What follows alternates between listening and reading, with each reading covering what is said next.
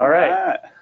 11 o'clock on the dot. Perfect. All right. Welcome, everybody, to our second webinar in our series, NASM Success Live. I'm Rich. This is Brian. We'll be taking you through today. And today's topic is Better Program Design, the NASM OPT Model. A couple quick housekeeping notes on when it comes to webinar etiquette. You'll see that there's a questions field there in your dashboard. If you don't see your dashboard, you can usually expand it with a little menu on the side, either on your phone or your laptop. So use that for any questions you may have. We also will have a Q&A at the end where we cover some of the more popular questions that we get over the course of today. You will also see an 888 number that appears on most of the slides. And so if you want to speak with a program advisor right away, you can go ahead and dial that number, and we've got people standing by to answer your questions. And then to get things going, Brian, what do we have to start off with? So yeah, while people are filtering in, let's start off with a little poll. We'd love to hear from you guys and tailor this to what you're most interested in learning about. So for our first question, what would best describe your experience designing programs for clients? Are you new to program design and not sure where to start? Are you just looking to learn more about the OPT or optimum performance training model specifically? Or have you been doing this for a while? Are you a veteran just looking for some new ideas, some new things to bring to your clients? I know I have through the years. Or are you not really utilizing program design too much and just have lots of questions? Perfect thing. We'll give people about 30 more seconds here. I know for me, I totally wish I could redo my first client's program design and go back in time, because I had he just joined. I remember his name was Miguel. I won't say his last name to protect him, but he came in. He had those first couple sessions you get, when you join and you buy a couple sessions at joining. My fitness manager gave them to me and said, "Here you go. Re-sign him. Do a couple sessions, re-sign the guy." And I gave him some horrible program design. Didn't even ask him what he did. Day-to-day basis, what his recreational interests were, what his medical history was. I basically put him on a bunch of equipment, and I never re-signed him because he was just too sore. And I think I ruined him for the gym experience entirely. So don't be me, is what I'm trying to say. I had some similar points like that myself. I think I had a great track record of whatever new club I went to, my first two clients threw up because I wasn't using appropriate program design, and there's a small chance that I was giving them a little too much too soon, too early. And surprisingly enough, those clients, I think I re-signed one of the two. Well, that's not bad, 50%. Yeah, but isn't that how you can tell? They have to be sore and throwing up, right? Isn't that the only way you can tell? That may or may not be correct. I'm going to go ahead and close this poll out here. And it looks like we share the results. It looks like we have a little bit of a landslide between the first two responses, if I can read that correctly. So I'm new to program design, not sure where to start. That's just about half of you. And the other third, I'd like to learn more about the NASM OPT model specifically. So we definitely will do that for you. I know that's a common thing that we get, especially when I'm teaching workshops, and I'm sure when you're people on the phone, is I don't know where to start. I don't want to hurt somebody, but I want to give them the most effective workouts possible. So you guys are in the right place. So thank you for taking that poll as we go through here. Yeah, and if you're new and thinking about this, just excited to be learning, that's a great sign that you're gonna be a successful trainer, because doing a little planning, looking towards the future of what the ultimate goal of the client is and how we're going to get there is going to lead to them getting to the results a lot quicker with much more success and much safer too. Yeah, absolutely. So thank you guys for being here. Just real quickly about the two of us. My name is Rich Fahmy. I am an NASM master instructor. So if you ever take a workshop, you may have the misfortune of my being your instructor. And I've been in the business for a little over 18 years, started as a trainer, training clients for most of those 18, but I've had jobs from trainer to manager to corporate level executive in the health club industry. So hopefully I'll tell you more about the mistakes I've made as opposed to the better things I've done, and you'll learn from those. So thanks for being here. Awesome. And my name is Brian Vajan. I've been a trainer for about 12 years. Held a number of different roles in the fitness industry, managed trainers, been a trainer for quite a majority of that. That's definitely where my passion lies, helping people achieve the goals that they set out to do. I'm an endurance athlete myself currently, and that kind of helps give me perspective when designing programs, knowing that everyone's program is going to be a little bit different, right? Mm-hmm. Depending on what their goal is. Right. Really taking the time to understand what they want to do so we can deliver the pathway to get there. Perfect. Perfect. And then what we'll be covering today, we've got three main things we're going to look at. One is we'll talk a little bit about some science behind program design, because it'll help you understand sort of what the underpinnings are of the NASM OPT model. So what are the principles that we're going to be, that are the sort of the foundation of the model and program design in general. Then we'll talk about the OPT model specifically. We'll go through, it has levels and phases to it. We'll discuss what those each are and what those entail and what the objectives of each one of those are. And then we'll provide some examples. We've got a couple handouts that will help you from whether you're planning one workout or you're actually planning out all of the phases that someone will be going through over the course of even up to a year. We've got some handouts for you guys that will that are part of the webinar, and as a thank you for attending, that will help you do some planning, and we'll give you some examples of what that looks like as well. And documentation is key. Good program design, it's kind of like a science experiment. You want to be able to go back and see what's been done and how to replicate that. And also, if you participate in the whole webinar, hopefully you'll learn a bunch of great things, but we're also doing a raffle at the end. And this is one of the coolest fitness products that I've had the pleasure of using in recent history.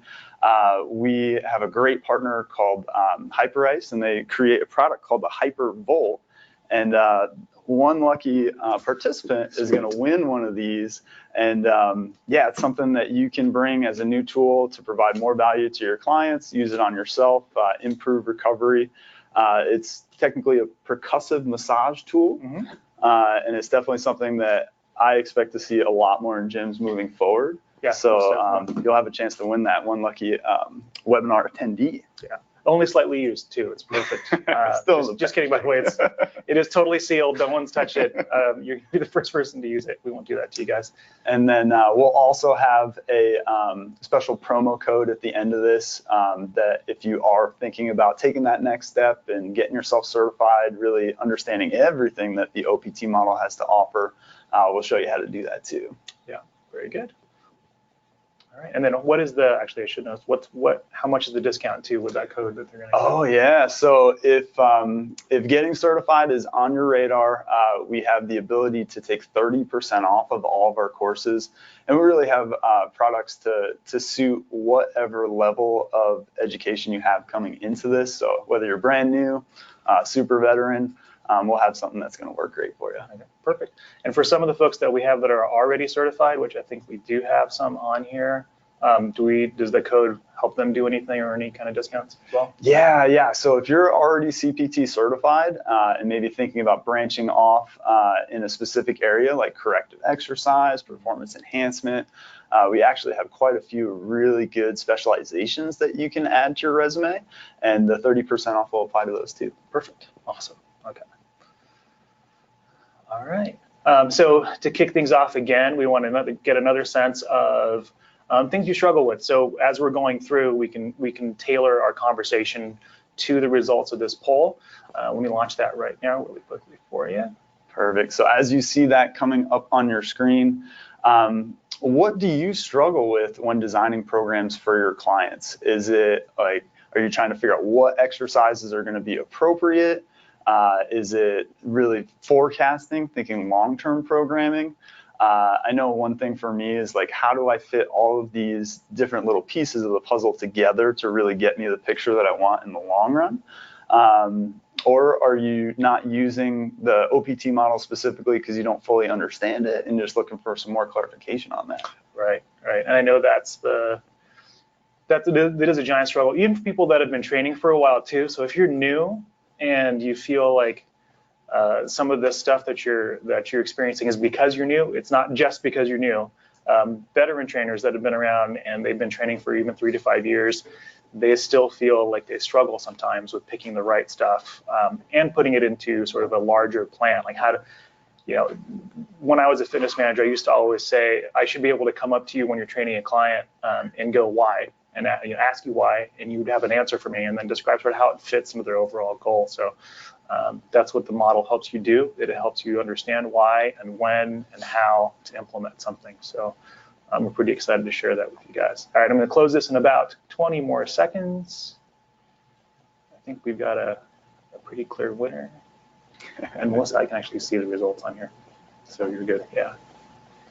All right, and that's a close, and we'll share. Survey says. All right, so we've got a pretty good distribution, but it looks like I'm not sure how to put together a unified system. So with another big group saying, exercise selection is a big topic, and long-term planning, as if I don't really do it. So that's those are all good stuff. So we definitely will be covering some of that because that's really, really important, and it'll make the more planning you do now really will make your life easier in the long run when you're developing workouts.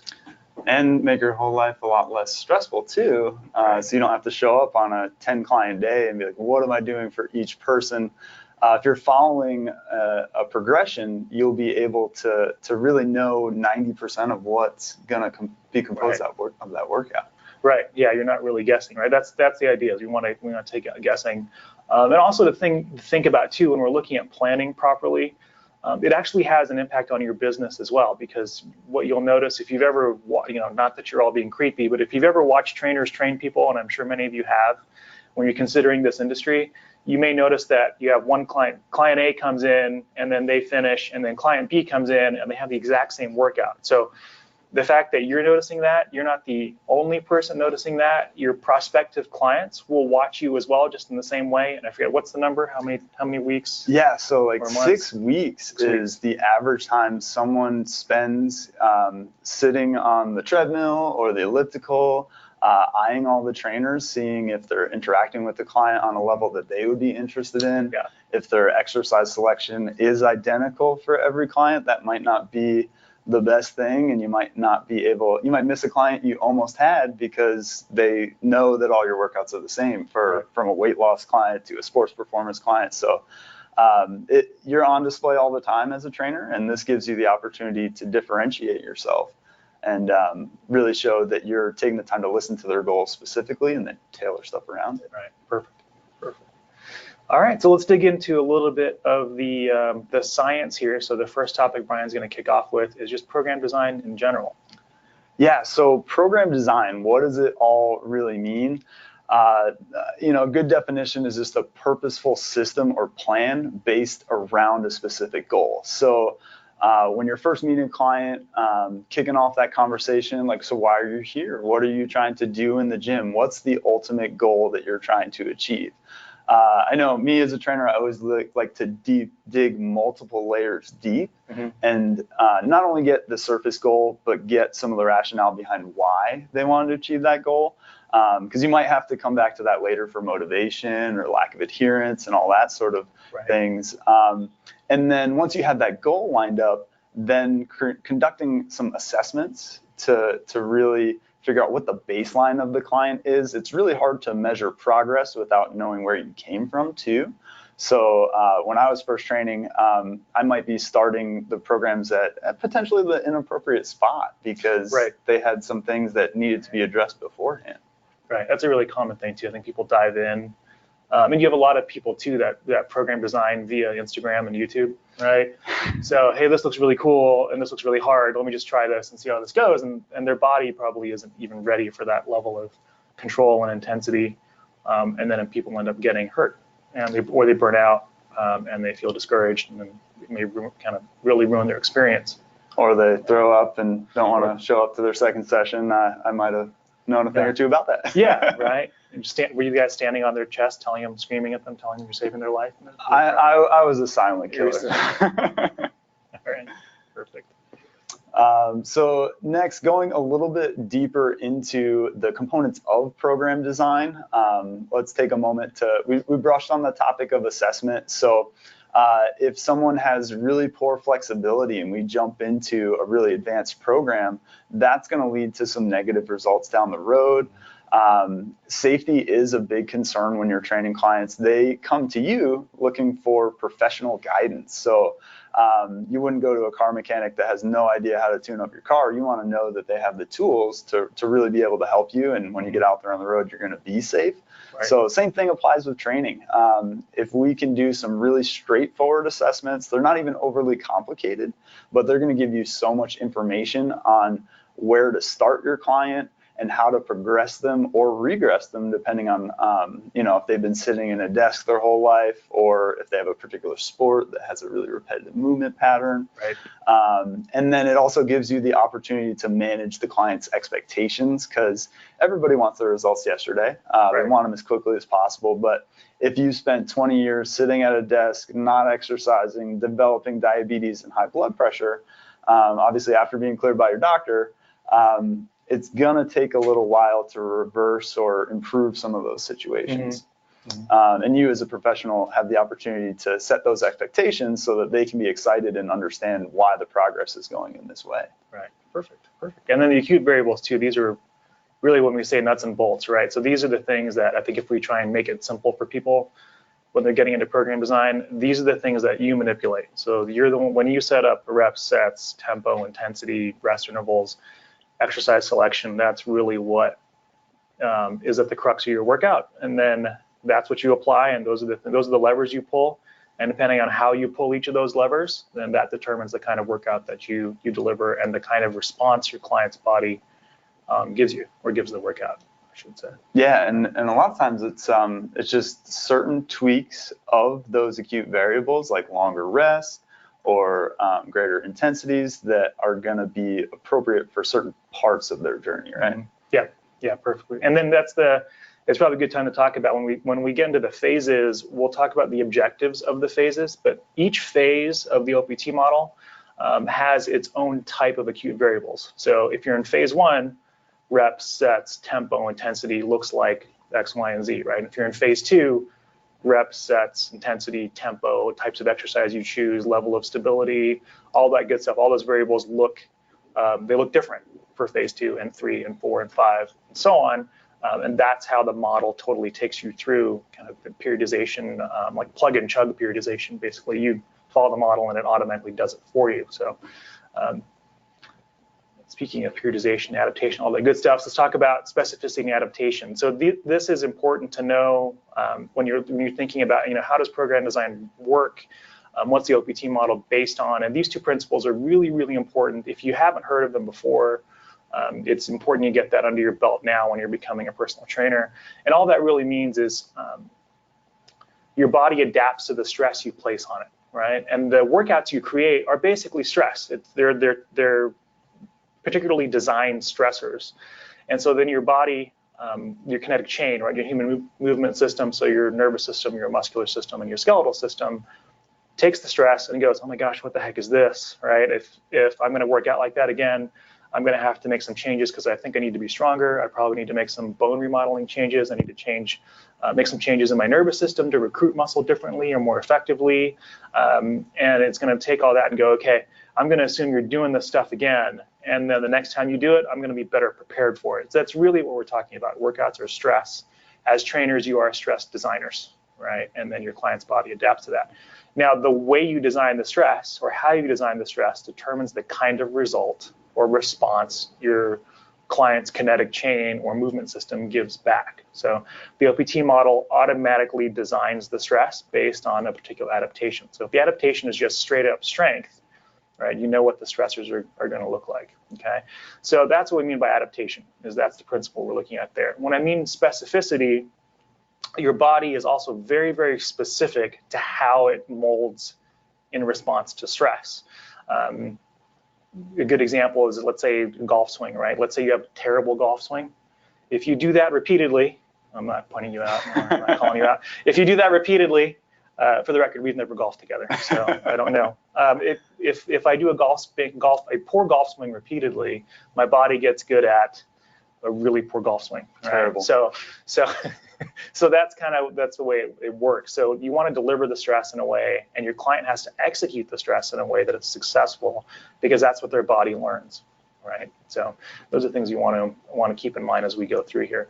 The next concept is just periodization in general. You may have heard that term, and periodization has a lot of a lot of variations of it, and there's lots of thoughts around it, some research around it, but all we really mean by periodization is you're systematically changing those acute variables that we went through earlier in a way to sort of chunk out a client's program. So one 4-week chunk will sort of look like, this set of adaptations you're going to go after, and then the next 4-week chunk might look like, this set. Let's say it's, one 4-week chunk is all about strength, another 4-week chunk is about muscle growth, another 4-week chunk is about power development, and so that's the kind of the planning stages you have to look at, and we've got really 3 ways of thinking of planning. So you may have seen these terms before. So macrocycle, mesocycle, and microcycle. So a macrocycle means an annual plan. A mesocycle is a monthly plan, and then a microcycle is what you're doing within a given week. As a side note to a lot of people, because I know I hear this quite a bit, a lot of trainers go, I'm really bad at selling my services, for example, and they really want to get better at that, and they're not sure what to do to be better at that. This actually was the planned variation, or setting out a plan, was a big help to me when I was first learning how to sell my services, and really kind of pushed me sort of into the next level. Because what I would be able to do with prospects is go, hey, I've got a plan that's as far out as 6 months to a year for you, and this is pretty much what it's going to look like, right? This is time we're going to spend on getting you mobile and stable. This is time we're going to spend on getting you stronger. This is time we're going to spend getting you more powerful, or whatever, based on whatever their goals are. And then immediately puts them at ease, because they're going, okay, Rich kind of cares. He gets this. He's got a plan, right? It's like if you went to a doctor and your doctor goes, well, I think we're just going to kind of wing it every time you come in for an appointment. We'll figure it out as we go, as opposed to here's a treatment plan for you. This is what I know now about you, and this is what I foresee, and these are the steps we're going to take, right? So it really sets you apart as a professional. And it also, another struggle I think a lot of trainers have is they have a hard time selling past the first 2 weeks. Kind of go, let's just get you started on the first 6 sessions or something like that. Whereas I'm kind of setting up an expectation. You're going to be with me for a year, right? Yeah. So, I know that's kind of that's a common thing too. And in your experience, Brian, what kind of things do you think trainers are sort of best at when it comes to these cycles? Yeah, and it also kind of ties back into like managing people's expectations. Mm-hmm. So if you'll be doing a lot of like orientations, they'll probably have a lot of different names, where you're presenting what the client needs and how long they'll need to be training with you. And if you've conducted a good assessment, got some great baseline stuff there, you're going to be able to sit down and say, hey, based on what we found out from the assessments, I have this program designed tailored to you for the next 6 months, 8 months, whatever their goal is. They might a lot of these goals that I experienced were kind of time bound. Like I have a wedding coming up that I want to be ready for. Well, based on the weight you have to lose or the muscle you want to gain, it's going to take about this long. If we adhere to these principles, you're going to be ready come game day. And then that creates a lot greater buy-in for the client. Yep. And a lot easier for them to push the card across the table and be like, okay, you know what, 6 months of training actually sounds good. I get it. I understand it. Yeah. When I was a newer trainer, though, I was amazing at the microcycle.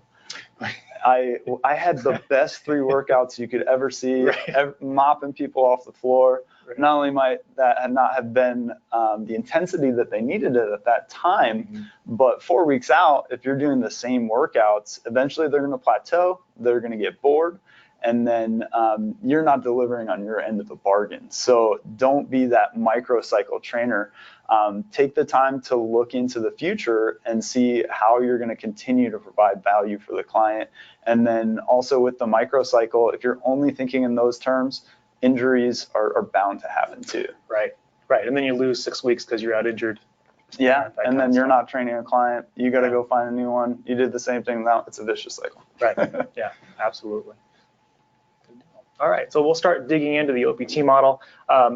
So something that Brian mentioned that's really, really important too is that sort of stress and recovery cycle, where some people a lot of times will start with too high of an intensity and apply too much stress, right? So something I didn't mention when I talked about adaptation is if the stress is too great, your body goes, I really can't meet the demands of that stress and adapt like you want me to. And then what happens is people will sort of apply another workout too soon. So I'm still trying to adapt to the stress you applied on Monday, but then you hit me really hard on Wednesday, and so I can't keep up. So you actually see people that work really hard over weeks and months, And then their results actually are diminished. So they might end up weaker than when they first started, or not as fast, or less stable. And it's because and maybe they've lost weight because they're burning a lot of calories, right? But they actually didn't adapt to the workouts because you were applying too much stress. You know, and that's kind of the beauty of the OPT model, is it automatically builds in that sort of, here's when you're getting de-stressed, and here's sort of the recovery because you're working on other stuff. You know, that really is a big piece of that. And that can be a difficult conversation that you may have to have with your clients if you have that kind of micro-only mentality. But so let's kick it off with a poll and kind of see where you guys are landing right now. So our next question is, should a client be tired and sore after every workout? So if you guys don't mind, just put a yes or no on that. And we'll let a couple minutes to have those results, a couple seconds to have those results filter in, and then we'll kind of guide our conversation based off of that. Good deal. Sounds good. Yeah, I've got, I think, a pretty good inkling of where this one's going. Just a little bit of a landslide. We've got about 75% of respondents are in. I'm going to give it about 10 more seconds. We may have more NASM CPT certified trainers on here than we think. And I know for me, that was sort of a trap I fell into. That was the only way I could gauge if someone was working hard enough, is if they were sore. And that's not necessarily, is that always the definition of good? Yeah, no, not always. So I'm going to close this out and we'll share the results here. So it's a pretty big landslide there. Yeah, the soreness isn't always an indicator of stress. Remember, we talked about you're applying stress and your body adapts. So soreness is not an indicator of sufficient stress. Perfectly sufficient stress to elicit positive change can be applied without soreness. You know, especially as you become more conditioned too, you may not get as much of that soreness. And depending on the kind of workouts you're doing, soreness may not necessarily be a part of it, especially if it's kind of an endurance-based thing. So yeah, it's not always that. And if you actually do have a client who, or if yourself, right, there's a lot of people in our audience right now that I'm sure are overtrainers. And so if you are tired and sore after every workout, you may want to take a look back at your training programs and how long you've been working at a certain level of intensity and take a week off. I know that's way easier said than done. You can make it an active week off, but don't go like hiking the Himalayas or something like that during that week off, because you could be overtraining and getting diminishing returns. So if you notice that you're not as strong as you used to be in your workouts, or your workouts just feel, they just don't feel as good, then you could be overtraining. So take some thought out on that one. So I think that was probably one of the hardest things that I had to learn. And there's even times when I occasionally have to relearn it. Right. And that's one of the beauties of being that professional and being that unbiased eye, because you can take a step back from the program. And if you're the client that's in the middle of it, you might just keep wanting to drive forward and keep working harder and harder and harder, but taking a step back, allowing that recovery and adaptation to take place. Right.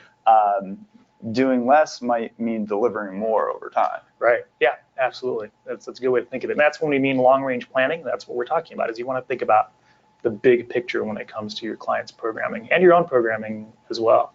If we talk about the OPT model in general, what is it that we think sets it apart, or at least makes your job a lot easier as a fitness professional?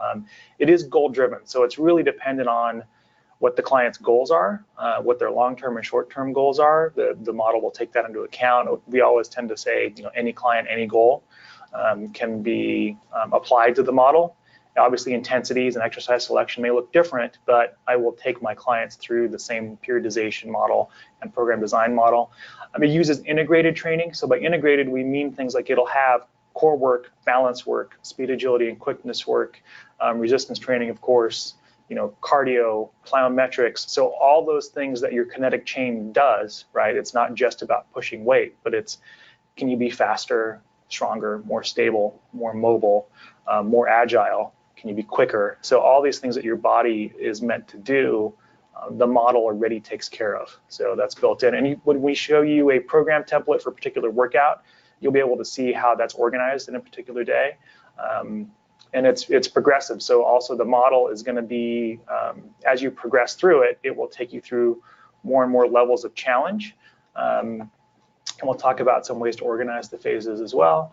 Periodized, of course, it's sort of automatically periodized. The variables will change depending on the phase you're in, and of course, it's systematic. So it wraps it up in one neat bow for you. You know how to do something, when to do it, and when it's right for your client to go through it. So we go through. So here's starting the sort of the meaty part of this. The first piece we're going to talk about are the 3 levels. So you notice on that diagram there, you have stabilization, strength, and power on the right side. On the left side are the phases that are in each of those levels, and we'll get to those in a second. But if we talk about it sort of a broad overview, it really is a crawl before you can stand, before you can walk, before you can run, before you can jump, right? We really sort of have some foundational pieces that we expect are in place. When we look at stabilization, the goal of someone who is in stabilization is really getting the right muscles to fire with the right amount of force in the right direction, all at the right time. So an example I tend to use are spinal stabilizers. So these are muscles in and around your spine that are designed to keep it in place, right? We want lack of unwanted movement in your spine, right? So we don't want your vertebrae doing like weird stuff, right? If you're doing something dynamic, you want to keep, yeah.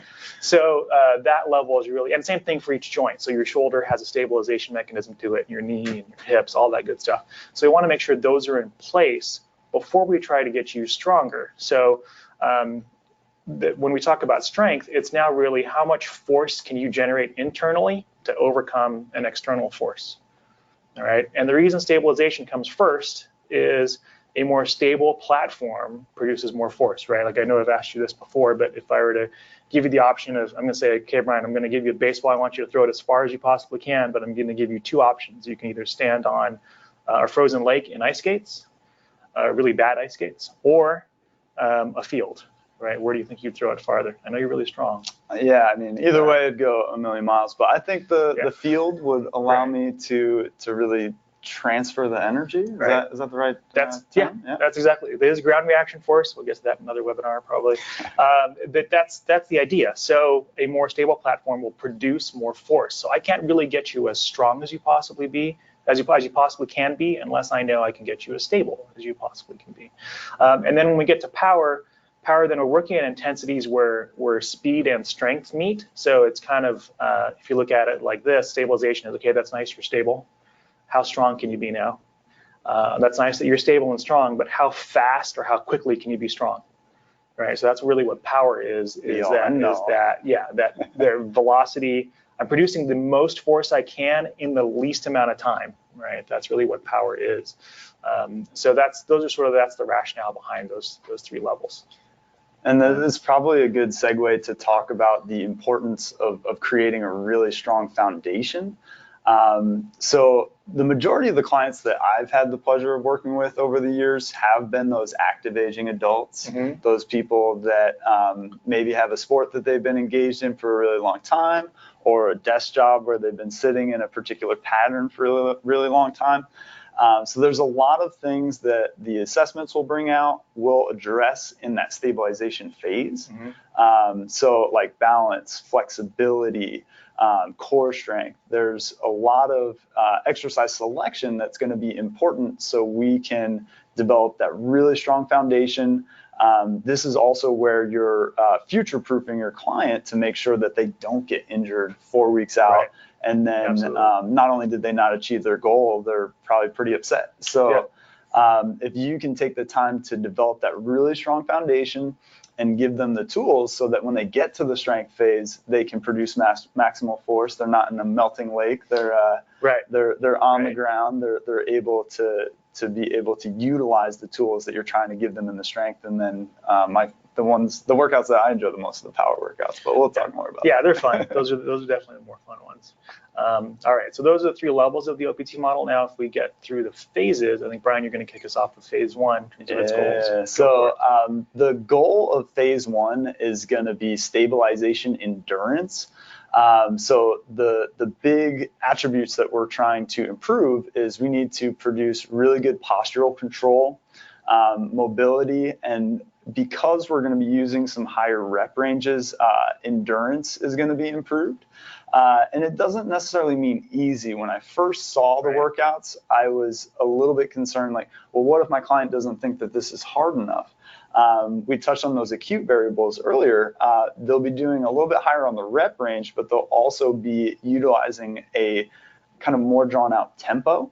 And if you're, make sure you're using the right tempo, but if they're using the appropriate tempo, that's still going to be plenty hard, and it's going to be potentially controlled but unstable.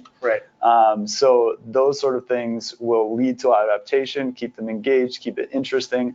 And then as long as you understand the rationale why you're doing that, you can explain to the client, well, yeah, it's great that you want to do squats and deads all day long, but we need to do this first, and then incorporate that when you're ready. Yeah, and it's not that, I think one of the things that were sort of funny when I first was NASM certified and people were coming in and like, let's say I'd be doing a heavy bench day, people would go, no, Mr. NASM, he's not doing NASM stuff, huh? And I go like, well, no, I can do heavy bench as soon as phase 2, right? So, or phase 3 or 4. So I think NASM had a reputation for being sort of this like Cirque du Soleil looking people where you're standing single-legged on a BOSU with a dumbbell in one hand and a puppy in the other, and you're blindfolded and you're singing the national anthem, and someone's in the corner flipping the lights off and on, right? They thought that was 3 of those things. Yeah, there's only like, I mean, you know, and someone's like throwing a reaction ball at you and the whole bit. So, you know, it doesn't have to look that crazy. But we mean, when Brian means unstable, you are going to challenge your ability to stabilize, because that's how you get improvement. That's how you get the adaptation, right? But he also says controllable. So that's, I think, another thing that we see people do stabilization exercises and they're too progressed, right? So if you're looking at someone's ankle and they're standing, let's say a single leg exercise, and their ankle's like looking like this, you're actually teaching me how to be bad at balancing as opposed to being good at balancing. So that's something to keep in mind. When you have clients in phase 1, don't make it so unstable that they can't control it, because you're actually teaching them to be bad at it, right? So when they're balancing, they have to stick it. It's really, really important. So. And also in that same vein, like you do want the client to feel like they're achieving success. They want to be challenged, but at some point they should feel some level of mastery. If you make it so hard that it's just almost undoable, that's frustrating for the client. That's going to hurt your chances of keeping them over the long haul. So this OPT model really made it easy for me to be able to say, let's do this. You're going to be challenged, but you're going to be bragging to your friends about how the workout went well when you went home, versus like, I don't even know why I'm here, it's too hard. Right, for sure. And we get to phase 2. Phase 2 is a little bit of a continuation from 1. It is a superset methodology. So in phase 2, you're going to be doing a superset of sort of a really basic strength exercise. So if we take a bench press example, I would take a bench press. I would do a medium to heavy load on that, and then I would go immediately to an equivalent stability exercise. So let's say a push-up with my hands on the ball. And so that would be my superset. And what that does is that gets the prime movers tired. So because I'm pushing hard on the bench, pecs get tired, anterior delt gets tired, and then I'm going to ask the shoulders to stabilize when the big guys are tired. So it's kind of like stable. Phase 1 is you woke up the stabilizers. Phase 2 is you're going to torch the stabilizers and really make sure they can work and do their job, and have some endurance there. Again, all in the name of making sure you can work at higher loads and speeds as you go through the model. The nice thing is with phase 2, if you do have someone who's looking for muscle gain, they will actually start to see, because of the new stimulus, they're going to start to see some hypertrophy too. So phase 2 is actually a great place for someone who's looking to get bigger. And it provides a little variation from what they're probably doing. And it's fun. It's just different and it's fun. And it's a good tiring. And that transitions well into the third phase, which I definitely spent a lot of time in my younger days. Based on my endurance athlete goals now, I don't spend quite as much, but still many of your clients are going to be very interested in hypertrophy. Like, how do I get bigger? How do I create more muscle on my frame? I got that beach vacation coming up. I got this ex-girlfriend I want to impress, what have you, you know? So the principles of that, like how do we elicit that response, is through essentially more volume. It's not necessarily the highest loads, right? It's not like 1 rep max stuff we're talking about. It's total volume, how much weight you're moving through the number of sets, through the number of reps. And that's, can you tell me a little bit more about how the muscle actually grows in that sense? Sure. Yeah, there's kind of 2 main ways your muscles get bigger, and I'll try and keep this quick. So the You can increase the diameter of the actual fibers, so the fibers kind of just increase in the cross-sectional area, right? It's kind of how I tend to put it. And you can also, it's sort of like if your muscles are a bunch of ropes, right? The fibers, you actually just make the rope thicker. The other way you get bigger is you can just increase the cellular stuff in each of the muscle cells. And so both those things lead to increased size. And it turns out that phase 3 and phase 4 actually will train both of those things. So the increase in cellular stuff and then the increase in cross-sectional area respond to different stimuli.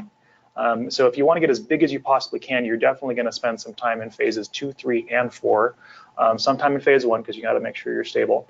But phase 4 is where you get that sort of near maximal or maximal work. So your sets, you're going to have rep counts of 1 to 5. So maximal effort to about 85% effort. So you're working anywhere from at most a 5 rep max to at least in terms of the 1 rep max in terms of your load. So lots of volume. You see a lot of split routines here. So, it's like a chest and tricep day or what have you, that kind of stuff. Lots of rest and very stable exercises. We're not trying to become more stable by the time you're at phase 4 because we assume you've got that out of the way. This really is go heavy or go home. That's what that phase is. And that's those. So the variables are going to be the acute variables are going to be designed for that purpose in phase 4. And those rest periods during phase 4 are long enough where it's a good workout to bring your friends with you, swap out in between sets, have a talk, catch up. Yeah. Not meaning that you're not working super hard during that brief time for those 1 to 5 reps. Right. But yeah, you definitely have some downtime in between to allow those energy systems to get replenished so that you have a good shot of getting another 5 reps of that heavy weight. Right. And then once you've, based on your goal too, maybe created some mastery in phase 4, phase 5 is power, and that's the one that I enjoy the most, but it's also not something that you can do year in, year out exclusively because you might end up getting burned out or getting injured. So you want to cycle through these phases in a purposeful manner, which is program design and it's in essence there. So with phase 5, you're going to be doing a maximal strength exercise and then coupling it with a power exercise. So that might look something like, and correct me if I'm wrong, but maybe like a really strong bench press to a chest pass. Mm-hmm. And depending on which muscle group you're working on, that's obviously going to look different. But yeah, you'll recruit as much muscle fiber as possible by doing that really, really heavy load. And then we're going to see how quickly we can deliver that transfer of power with that chest ball pass, for example. That's exactly it. You're gonna turn the volume up on the nervous system by pushing something really heavy, and then you're going to take advantage of that activation and then try and produce power with it. So like another example would be a really heavy front squat, let's say for a set of 3, so your 3 rep max, and then you rack it and you go straight to a box jump. Ooh. Right? So that's people actually, it's a lot of fun. People really like that, sort of feel like they're kind of training like an athlete kind of a thing. But that's the goal, is you turn the nervous system up, you crank the volume on it, and then you go produce some power with it. So it's again where that strength and speed piece meet, and then so that's kind of how that works. And the same thing, the variables there are going to look like they should for power production. Right? All the acute variables are going to be customized to that adaptation of power and strength, speed, strength, depending on how you want to take a look at that. So we'll get to organizing it in a second. We've got one more poll really quick. So now knowing what you know about each of these phases, take a look at your own training, if you're training family and friends or even for yourself, and what type of phase do you think that you're not using enough? So we'll take a look. I got my guesses, but we'll see. I am actually very curious. I feel like it could be a mixed bag. Yeah. Oh, all right. Just about what I expect. So we've got just about half of you have voted. Interesting. Yeah. That's about right. Let's see. All right, I'm going to give about 10 more seconds. It's like pre-planning or icing on the cake. Yeah, right? Exactly. All right, I'm going to close this out and we'll share these with everybody. Make sure it comes out perfect. So it's kind of like what we thought. So a lot of people don't spend enough time in phase 1. And the trick there is I think a lot of people don't know how to train in phase one, right? How do I know how to organize something like something that focuses on core and balance and stability and spinal stability and shoulder stability for the purpose of getting stronger, right? So that's the goal that we have there, and that's really important foundationally for your clients' programs is to set them up for success. And like Brian said earlier, phase one doesn't mean easy. It just means that's the place you start. Yeah. Right. And phase five, of course, is super fun. So definitely, if you're not doing phase five type stuff, start doing it because you'll really enjoy it. The workouts actually kind of go quickly because it's sort of short bursts of a lot of force and power, but they're definitely tiring and they're just fun to work through. And that potential client on the treadmill watching you guys is definitely going to be excited by looking at like a phase 5 workout. That's true. So that's your marketing opportunity. Make sure you do that in the middle of the gym. Yeah, if your client's smiling, that's a good marketing piece for you. So we're going to take a quick look at the first couple handouts that we have for you guys. So the first one here, if you look, it's on your webinar dashboard, you'll see a section that says handouts, and there's going to be 2 there. So this is what a particular workout looks like. It's a single day, and you'll notice it's organized into sections where you're going to look, and this is phase 5, by the way. Depending on how big your screen is, you can see what the actual workout would look like, and you'll see the supersets there under the resistance section. But you're going to have elements of course, your warm-up, your core balance and plyometric, if you're going to be doing any of that, speed, agility, quickness work, resistance training, and your cool down. For a lot of people, depending on where they're at, the plyometrics may be optional, speed, agility, and quickness may be optional, especially if you're going really heavy in a particular day. You're not going to spend a whole lot of time getting tired doing a bunch of ladder drills if you're headed for a heavy leg day, for example, right? Yeah. So those are things you want to take a look at. And I had a couple questions for you, actually, since Sure. I'm sitting with a true expert. I just usually fake it till I make it. But Perfect. So, like, I see how it's set up in, like, you have your warm-up, you have some core stuff, you have SAQ. So just like a quick question on the warm-up itself, too. What's better, like doing a treadmill warm-up and then doing your foam rolling, or how do you like to see that go down? Usually you're going to start with whatever your myofascial release tool is. So is it a hypervolt, is it a foam roller, or what have you, or myofascial compression down, I think it's starting to get called, but that's a different webinar again. You want to get those tissues ready. So it's kind of like you're taking the knots in a rope and you're untying them, right? Before you go out and you do stuff with that rope, you want to get it ready. So you want to kind of get that tissue mobilization stuff going on with the roller, and then you do any kind of stretching or general warm up, like 5 minutes on a treadmill or a bike, if that's part of it. So your first piece is always the self myofascial release. And then your treadmill. And then the rest of your warm up or movement prep. Movement prep based on their assessment. Yeah. Wonderful. Yes, based on the assessment, that's really important. And as you go through, there's a particular reason we have it laid out the way it is. Core balance and plyo, those are about flipping the right switches. It's kind of like if you're in a rocket or space shuttle cockpit and you're flipping the switches ready for launch. We have an order to this. So where you're waking up your core, you're getting your spinal stabilizers awake and ready to produce force or getting the work capacity turned on. Same thing with balance. It's all about sort of knowing where you are in space. And then speed, agility, and quickness, sort of getting your nervous system flared up and ready to go. And then, of course, you're ready to get sort of the meat of most workouts, which is the resistance training.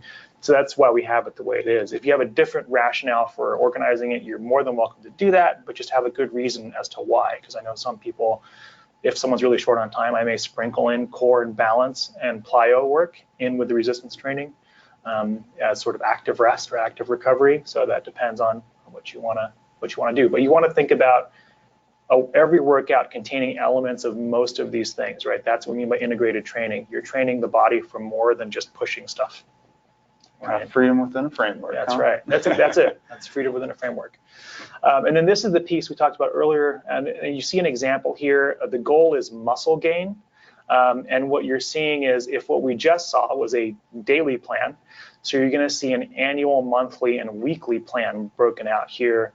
So if the goal is muscle mass, you'll see on the left there the 5 phases of the OPT model. And then by month, basically, what phase are you going to focus on in each month? So you'll see in January, we're assuming a January start for this person. So in January, you're going to focus mostly on phase 1, right? Becoming stronger. Becoming more stable, I should say, having some endurance and mobility. And then in phase 2 in February, phase 3 in March, back up to phase 2 in April. So this is just one example of how you might want to organize that. But then you have that really clear plan of the stress recovery cycle, right? If the workouts are stress, you're going to build in enough recovery. You're also going to have, use my mouse cursor. When you drop down to that, you have the monthly plan. So what does each week in that month look like? So if you'll see there, the month that we picked is June. So if you look up in June, you know you're going to be spending your time in phase 4, right? So what is that going to look like? So for this person, they're available to work out Monday, Tuesday, and Thursday and Friday. So those are the 4 days. I probably have them on a split routine in phase 4 because phase 4 is maximal strength, right? So it's how much can you lift. So I will have sort of all major muscle groups hit probably once or twice in a given week. But that way too, when you're planning for your client, you know what the variable should look like because the variables for each phase are set out. For example, if I'm in phase 4, the rep count is 1 to 5. The sets are 4 to 6 sets of 1 to 5 reps. The load is 85 to 100% of my 1 rep max.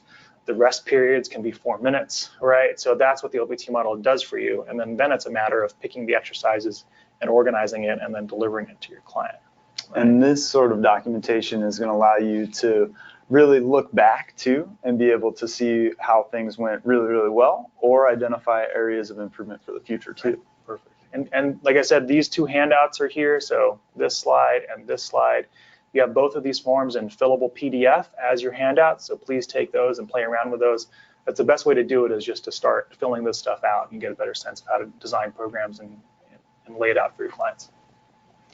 All right, and so kind of the last thing we want to talk about before we get to sort of some of our options as well and our giveaway are sort of the benefits to the trainer and the client. I know I already mentioned some of these, so I'll move through here quickly, but it's a good selling tool. So when you're presenting yourself as a professional, the fact that you have a plan is pretty huge, and the fact that you can present that to a client, I think builds a lot of confidence in you as a professional. There's no guessing. So if your client is in phase 3, this is what the program should generally look like. And you have a lot of freedom within that too as well. So some people, it's kind of like, is it too rigid? And actually there's a lot of flexibility in the OPT model, but it gives you a framework, it kind of paints the lines of the court, but how you play the game is totally up to you. And it's aligned with assessments. So what you see in the overhead squat assessment, which is our primary assessment, that ties directly into the program design. So what exercises you choose, what things you focus on are also related to your assessment process. Not a lot of assessment processes are directive like that, so it really does help eliminate more of the guesswork. And of course, it's organized and planned, right? It's all set out for you. And if you're experiencing this as the client, you have the confidence in knowing that you are going to get the adequate amount of stress that's going to create a response, and then you're going to have enough time so that you can fully recover and be able to reap the benefits of that. All of this has been researched so that it is safe, so that we're not doing too much too soon, but also too little when we're capable of doing more. So it's progressive in that sense. And it's tailored to the client. Like we've kind of mentioned before, we don't want to be doing the same workout day in, day out for all these different goals. Not only is it boring for the trainer, it's not going to be the most efficient use of the client's time. Yeah. And then really one thing that helped me tremendously when I got NASM certified, I had a great starter cert in the beginning, but I did want to progress my career by getting something that really taught me how to apply everything that I knew, is with the OPT model, you create that long-term visualization for the client so they can see where they're going. With those handouts, you're going to have great documentation that they can have kind of like this tangible thing, like this is my training plan, this is what I've done, this is how much work I put into this. And also makes them easier to commit to a larger program and one that's going to get them all the way to their goal rather than just like a couple of really sore workouts. Right. Perfect deal. All right. All right, and then so as we had mentioned before, we have different solutions for whatever sort of education you're coming into this with. So if you're a brand new trainer, we have great program options for you. If you're a serious veteran, maybe you've been certified before, you have an exercise science degree, something in that realm, I think the self-study courses are a great choice for you guys. You can probably see on the slide. Basic self-study is going to provide kind of bare bones. You go through it on your own. You're still getting module-based learning where you have videos, activities, and quizzes, practice tests. If you want expanded content, more practice tests, extra help with your anatomy, that premium self-study is a great choice. If you're newer to this and you want the support of a teacher, or sorry, a coach that you can call and email, I would highly recommend our guided study. It is set up in a 10-week time frame where week over week you'll be able to keep up with the content and be ready to sit for the exam in about 10 weeks. And then if you're looking for an expanded experience where you actually get to be placed at a gym for hands-on training, you will be able to work with the client, but it's really going to teach you the skills so that you can get busy quickly. Like if you're making a career change, you'll have all the tools, so you don't have to be worrying like, am I going to make enough money doing this? You'll have all the skills so that you can acquire enough clients to have a stable business. Yeah, super, super important, especially for folks that are, transitioning from desk jobs, things like that. Yeah. So if you guys are thinking about taking that next step and getting yourself certified, definitely reach out to our advisors that you can see on the bottom of that slide. There's a 1-800 number you can call. Just mention the promo code webinar2 so you do get that 30% discount on not just CPT products. If you're already certified and want a specialization, we can definitely help with that too. So definitely feel free to let us know there. And then what else we got going on? Here we got, and phone and web too. That code is good for online as well. And then we're going to get a feedback survey out to you guys. Please give that an answer, give that some responses, because we'll use that to help decide future topics that we're going to be covering. And then I was just handed our winner. So based on a random selection of people that are still active, right? We have Leslie Badal, if I'm saying that name correctly. So Leslie, you are the proud owner of this Hypervolt, and someone will be reaching out to you. We have the email that you used to sign up. We will be reaching out to you to coordinate getting this to you. So this is real. This isn't a fake thing. This is actually coming to you. Yeah, we didn't make it up. So Leslie, congratulations, you are getting that Hypervolt. Thanks for sticking with us. And then now we're going to move to a Q&A section. So we're done with the official content piece. Thanks for hanging in. We usually get some pretty good questions on this, so you may want to stick around. But we've got sort of a selection of, we've got a nice stack of cards. All right. So first question, what is the average time to go from purchasing a package to actually being certified? All right. So fortunately, if you get signed up, you have access to your materials same day. Most students are about ready to test in 10 weeks if they're putting in an hour to 90 minutes of study time a day. Fortunately, with the layout of the course, you'll know because you have quizzes all along the way to check in and test your knowledge on a particular subject before you get too far ahead. Perfect. And then, so the next one is, how do payment plans work? I think someone's probably heard of our payment plans. Okay. How does that work?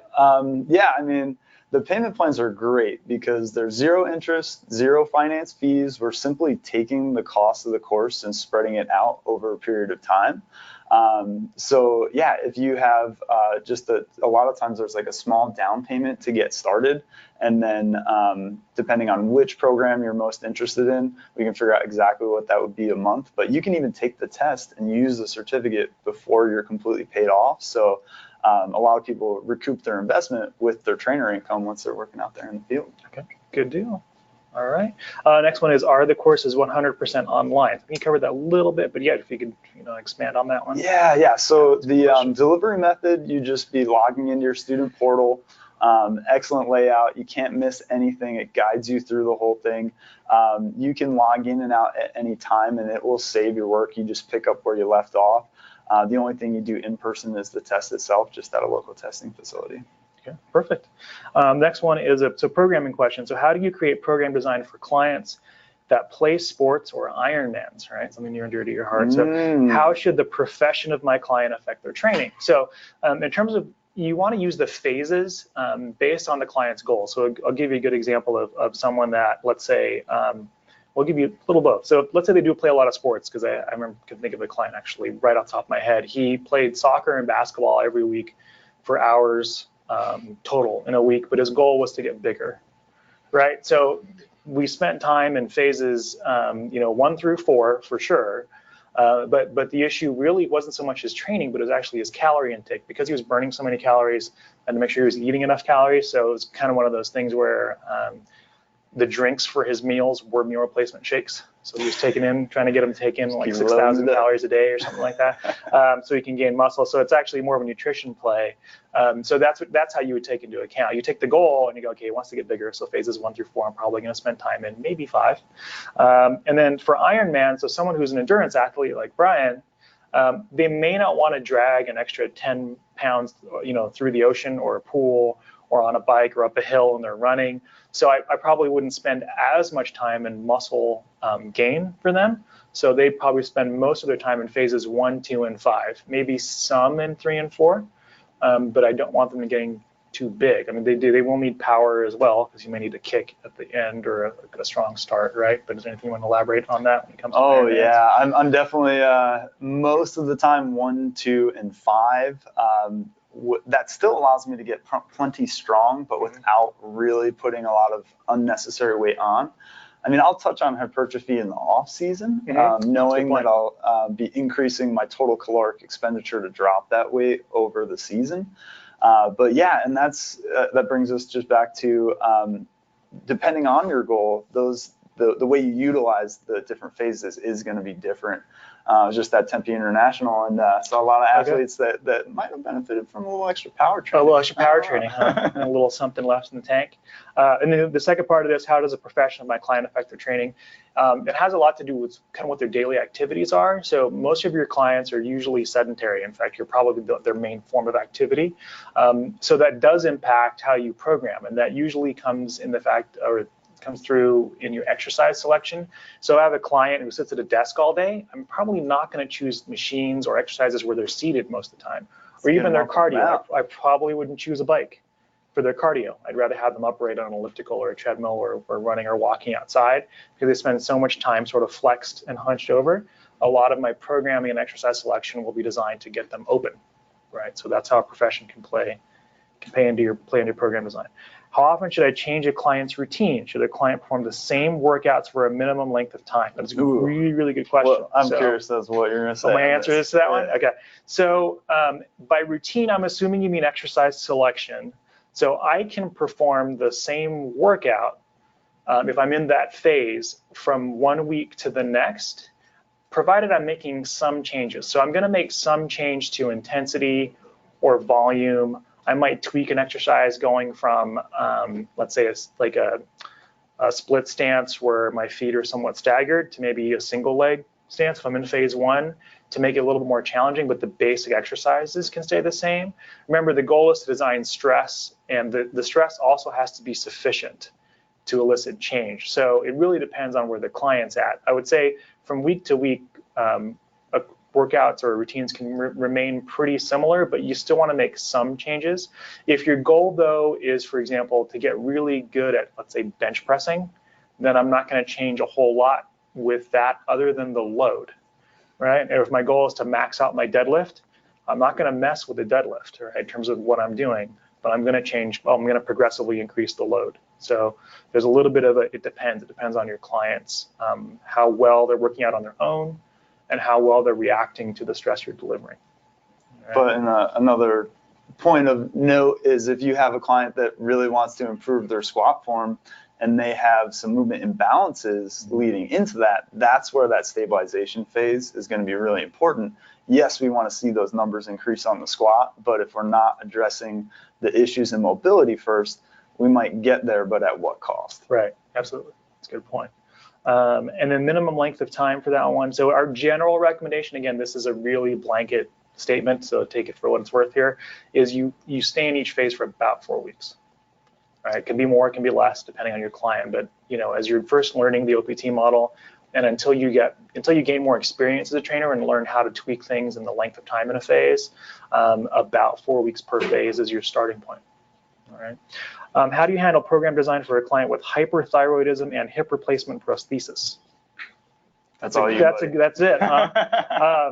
So with that one, they have new hardware in place, so we're going to do that.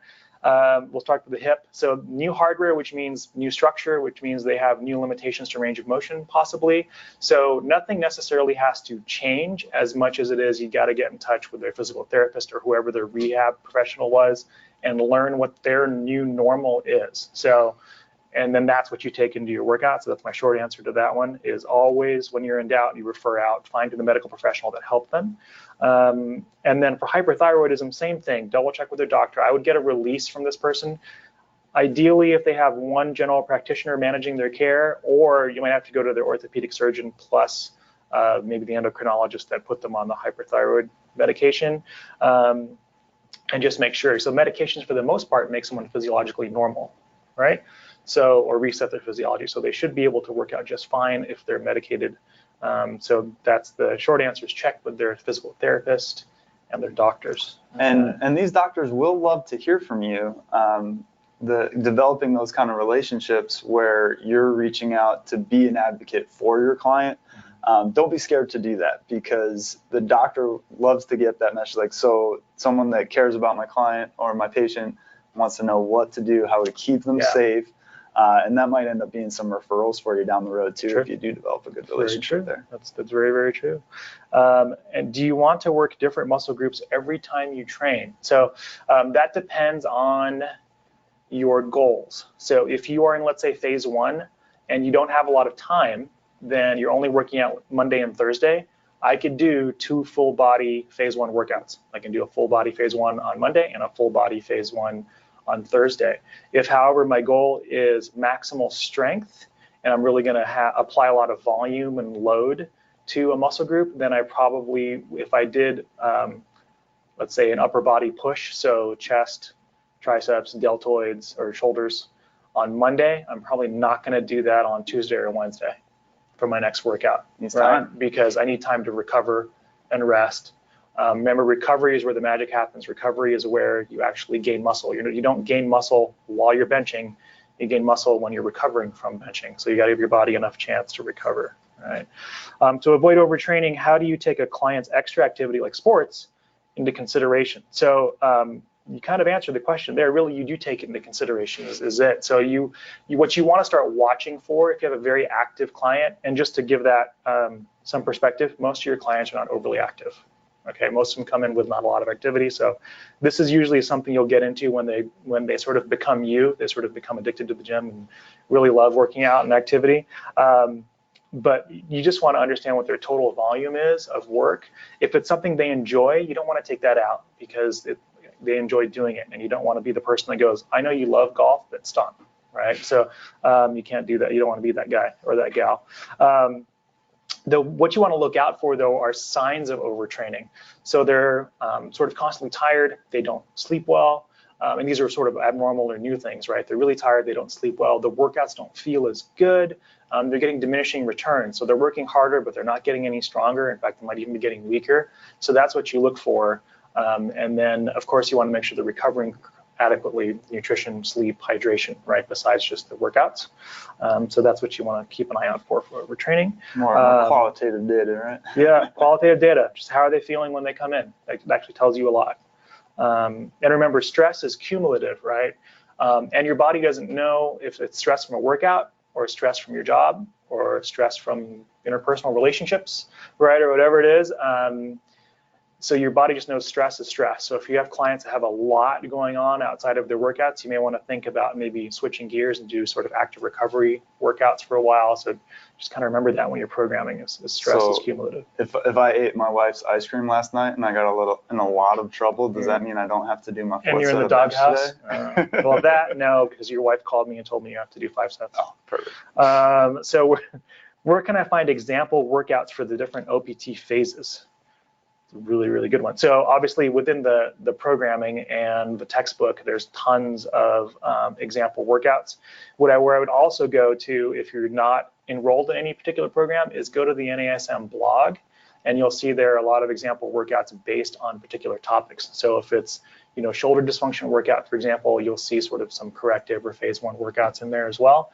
So that would work through there, and you can search for strength and power and things like that, and you'll see some examples through there. I just had a really good one that I enjoyed about low back pain and training like single legs. So definitely check it out. There's good stuff in there. What phase or phases should a client be in if they want to get lean and toned and not big? So I think we talked about that, sort of the same thing as the endurance athlete. So I would spend most of your time in phases 1, 2, and 5. Right? Absolutely. Couldn't agree more. Not looking to get bigger. Can you explain the difference between load versus volume? Sure thing. So load is how heavy something is, right? So the load is how, it's sometimes correlated to intensity, but if you're in phase 1, intensity isn't defined by load or how heavy something is or how much weight you're putting on. Intensity there is how sort of complex an exercise might be. But load usually means how heavy something is, and volume normally means how much total work are you doing. So, and volume can be, there's different ways to think of volume. Most of the time we'll think of volume as a function of reps and sets, right? Or sometimes load times the number of reps times the number of sets. So you kind of get, you're lifting so many 1,000 pounds over the course of your 4 sets or something like that. I like adding up those numbers, makes me feel good. Right. So load is how much are you putting on? Volume is how many reps are you moving that load through in total? That's what we usually mean by volume. Okay, hypertrophy phase, so phase 3. Is it better to do single sets or supersets? That depends. So there's no good answer to that one. If you are in, one isn't better than the other, they're just different. So some of it is preference. So if you just feel like you do better with supersets, then go for it. Some people just love the pump of, let's say, doing a buy and try superset, like before they go out to the beach or something, right? So you're doing that. So that totally depends on you and your preference. The main thing there is as long as you're getting adequate recovery, it's your call. You can also change the way, there's multiple ways to organize sets, right? There's descending sets or ascending sets. You've got supersets, single set techniques, peripheral hard action, all these different ways of organizing the way you write sets down in a workout. And you want to use it as a method of variation too. So it's not just preference, but as a trainer, you may want to reorganize the way sets are played out to provide another layer of challenge or progression to your client's workout. Variation too, right? Variation. All right, so that is all of those. I think we are good. Thank you guys for hanging on. So stay tuned next time till we get another topic out of this survey, and we'll see you again on your next NASM Success Live webinar. Yeah, hope to hear from you guys soon. Thank you.